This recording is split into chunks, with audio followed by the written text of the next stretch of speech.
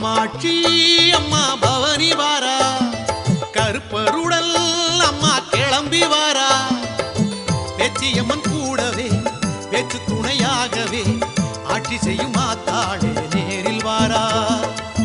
பிள்ளை முகம் பார்க்கவே பாவங்களை தீர்க்கவே பக்தர்களின் கோரிக்கையை கேட்டு வாரா.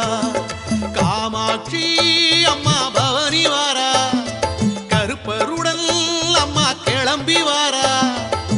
பேச்சியம்மன் கூடவே பேச்சு துணையாகவே ஆட்சி செய்யும் மாத்தாளே